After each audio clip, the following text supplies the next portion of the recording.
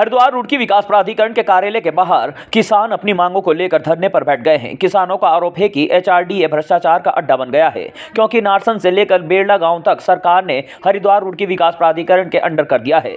HRDA की मनमानी के चलते किसानों को काफी परेशानी का सामना करना पड़ रहा है, क्योंकि किसान कोई भी निर्माण कार्य नहीं करवा पा रहा है। प्राधिकरण उसको सील कर देता है। यदि सील खुलवाने को लेकर किसान एचआरडीए को कहता है तो सुविधा शुल्क मांगते हैं। किसान ने चेतावनी देते हुए कहा है कि यदि इस तरह के भ्रष्टाचार को बंद नहीं किया गया तो सड़कों पर उतरकर उग्र प्रदर्शन करने को मजबूर होंगे। वहीं एचआरडीए के सहायक अभियंता डीएस रावत ने कहा है कि किसानों की समस्याओं को सुना गया है और उनकी मांगों से संबंधित मांग पत्र को लेकर उच्च अधिकारियों को भेजा जाएगा।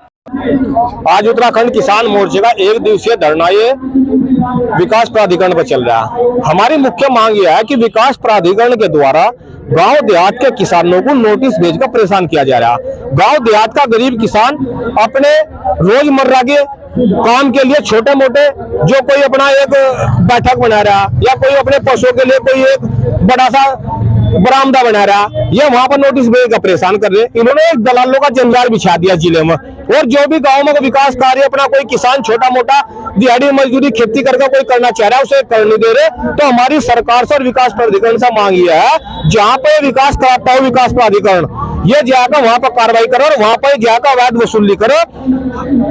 हरिद्वार शहर में और रुड़की शहर में बड़े बड़े कॉम्प्लेक्स बड़े बड़े मॉल इन्होंने रुड़की में खड़े करवा दिए।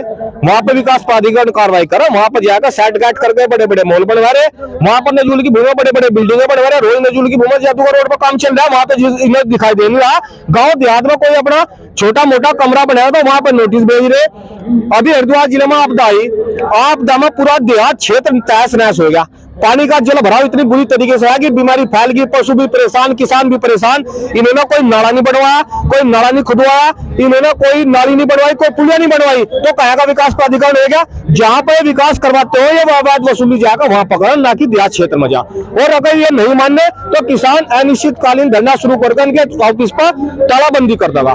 जो मांग है वो कुछ हद तक ये है कि जो है ग्रामीण क्षेत्रों में जो है जो नोटिस आते हैं ये आते हैं और घरों को परेशान किया जाता है।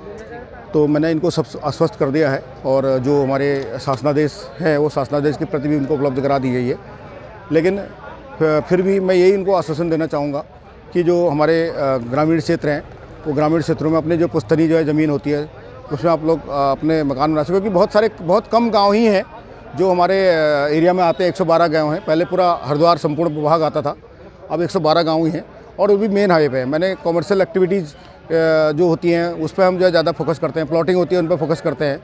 घरों के मामले में भी लोगों को नक्शा इसलिए पास कराते हैं, देखो कई लोगों के पास आर्थिक स्थिति कमज़ोर होती है तो नक्शा इसलिए पास करते हैं उनको लोन मिल जाए आसानी से, वो मिल जाए। तो कोई कराना चाहे वो भी, उसका भी शासनादेश है, अगर कोई इच्छा से कराना चाहे वो भी करा सकता है। मेन उद्देश्य ये है कि आम जनों को गरीबों को जो नोटिस आते हैं ये आते हैं। लेकिन मेरे संज्ञान में ऐसा कोई प्रकरण है भी नहीं कि हमने किसी गरीब आदमी को इस टाइप का कोई प्रताड़ित किया हो या सील करा हो या वो किया हो। तो ये चीज़ें मेरे को जो संज्ञान में आई थी उस पर ये बात, जो मांग पत्र है मुझे प्राप्त हुआ है, ये हम अपने उच्चाधिकारियों के माध्यम से इसको आगे फॉरवर्ड करेंगे।